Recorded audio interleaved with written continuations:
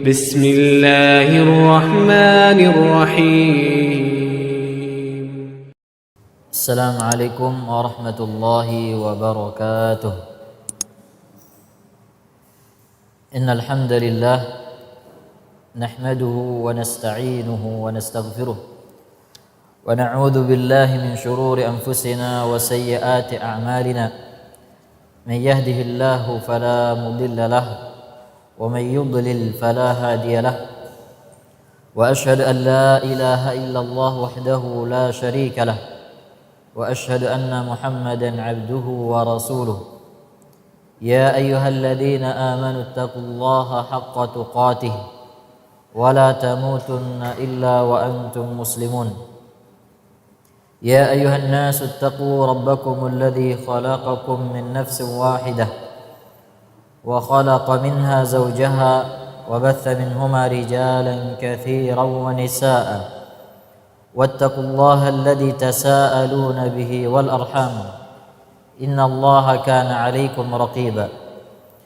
يا أيها الذين آمنوا اتقوا الله وقولوا قولا سديدا يصلح لكم أعمالكم ويغفر لكم ذنوبكم ومن يطع الله ورسوله فقد فاز فوزا عظيما.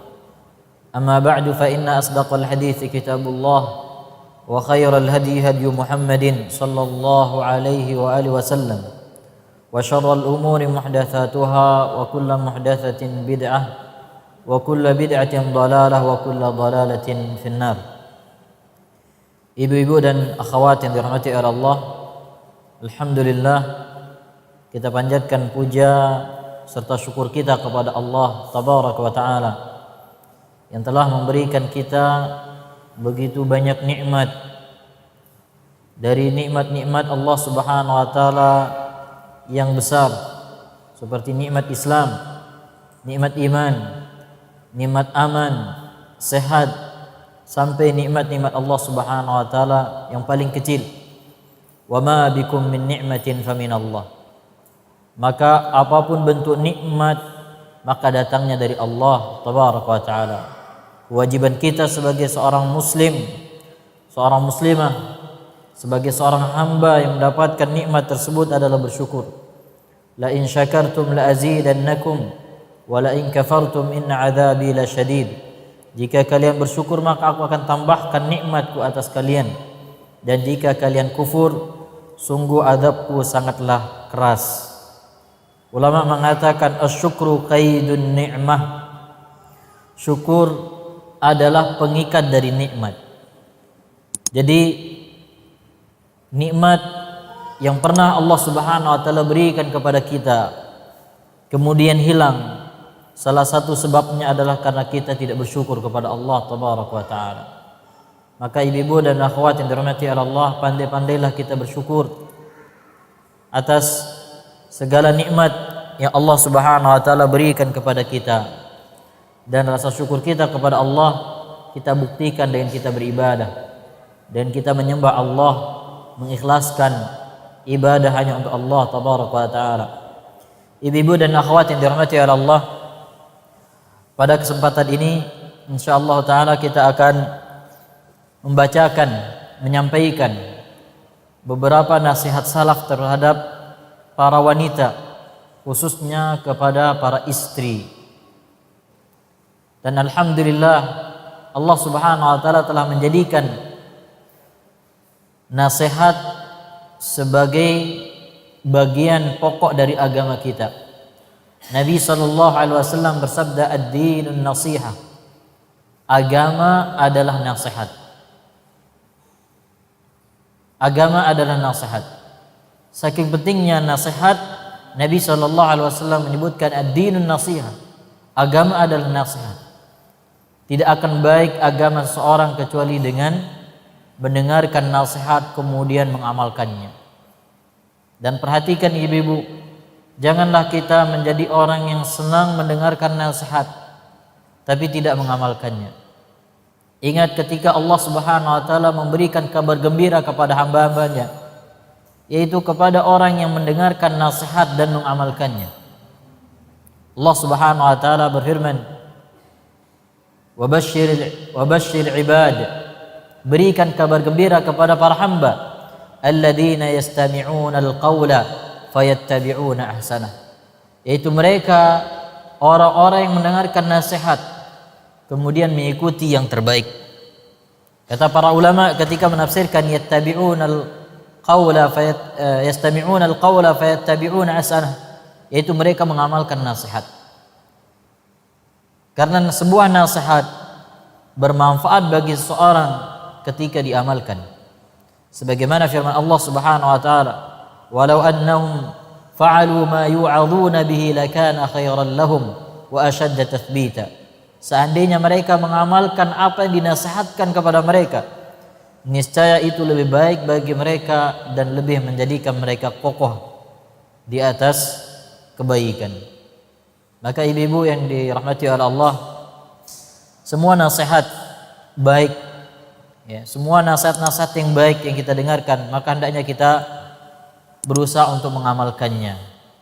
Karena agama kita dibangun di atas nasihat. Dan Nabi SAW, beliau berusaha menyampaikan nasihat kepada para sahabatnya. Bahkan saking pentingnya nasihat, beliau berusaha memilih waktu yang tepat untuk memberikan nasihat-nasihat kepada para sahabat. Sebagaimana kata Abdullah bin Mas'ud radhiyallahu anhu, "Kana Nabi sallallahu alaihi wasallam yatakhawwaluna bil mau'izah." Adalah Nabi sallallahu alaihi wasallam memilih waktu-waktu yang tepat untuk memberikan nasihat. Tujuannya agar nasihat itu bisa membekas, ada pengaruhnya. Karena apabila nasihat tidak diberikan pada waktu yang tepat, maka kurang memberikan pengaruh, kurang bisa dipahami oleh orang-orang yang mendengarkannya. Dan di antara nasihat-nasihat yang penting untuk kita dengar adalah nasihat yang berkaitan dengan rumah tangga, khususnya bagi para wanita. Karena kajian ini disampaikan kepada para ibu-ibu dan akhwat, maka wasiat yang kita sampaikan, nasihat yang kita sampaikan adalah untuk mereka. Maka ibu-ibu dan akhwat yang dirahmati oleh Allah, terimalah nasihat ini sebagai kebaikan, sebagai kebenaran. Karena al-hikmatu dhalatul mu'min. Hikmah itu adalah barang berharga yang hilang dari seorang mukmin. Yaltaqituha haitsu wajadaha. Ya, dia ambil barangnya yang hilang itu dimanapun dia dapatkan. Ketika kita mendengarkan nasihat, tidak berarti kita ini adalah orang yang tercela. Ketika kita menerima nasihat, bukan berarti kita adalah orang-orang yang hina. Justru itu adalah orang-orang yang dicintai oleh Allah Azza wa Jalla. Lihat Nabi kita bagaimana dinasihati oleh Allah untuk bertakwa dan seterusnya. Dan sekali lagi ibu-ibu dan akhwat yang dirahmati oleh Allah, nasihat ini tidak berarti ibu-ibu dan akhwat yang hadir di sini bukanlah mereka istri-istri yang tidak taat kepada Allah dan tidak baik di dalam mengurus rumah tangganya. Tapi nasihat tetaplah bermanfaat bagi orang-orang yang beriman. Wa dzakir fa inna dzikra tanfa'ul mu'minin. Ibu-ibu dan akhwat yang dirahmati Allah, nasihat kepada para istri, kepada para wanita dari para salaf sangatlah banyak. Tapi kita akan sebutkan beberapa di antara nasihat-nasihat yang disampaikan oleh para salaf, baik dari kalangan sahabat dan seterusnya. Nasihat yang pertama adalah apa yang disebutkan di dalam athar Anas bin Malik radhiyallahu anhu. Dan athar ini menunjukkan kebiasaan para salaf menyampaikan nasihat kepada para istri, terutama wanita-wanita yang sebentar lagi melaksanakan pernikahan, atau secara khusus kepada para pengantin baru. Tapi bukan berarti ini tidak berlaku bagi para istri dan akhwat. Ini semuanya diperlukan, baik yang sudah menikah maupun yang belum menikah. Anas bin Malik radhiyallahu anhu, beliau mengatakan, "Kana ashabu Rasulillah sallallahu alaihi wasallam idza zuffu imra'atan 'ala zawjiha ya'murunaha bi khidmati az-zawji wa ri'ayati haqqihi. Anas bin Malik radhiyallahu anhu mengatakan, sahabat-sahabat Rasulullah sallallahu alaihi wasallam jika mereka menikahkan anak wanitanya kemudian mengantarkan putrinya ke rumah suaminya, maka dia perintahkan putrinya untuk berkhidmah kepada suaminya, wa ri'ayati haqqih, dan menjaga hak-hak suaminya. Ini nasihat keumuman para sahabat kepada putri-putri mereka yang hendak melangsungkan pernikahan. Sebelum mereka antar ke rumah suaminya, maka mereka berikan nasihat. Dan nasihat yang paling banyak disampaikan oleh para sahabat kepada putrinya yang akan menikah adalah memerintahkan mereka, menasihatkan mereka untuk berkhidmah kepada suaminya. Perhatikan ibu-ibu, kata-kata khidmah itu maknanya sangat luas. Berkhidmah kepada suaminya dan memperhatikan hak-hak suaminya. Karena memang hak para suami atas para istrinya sangatlah besar. Sebagaimana dalam hadis Nabi sallallahu alaihi wasallam, seandainya saya memerintahkan seorang untuk sujud kepada seorang, la amartul mar'ata an tasjuda li zawjiha.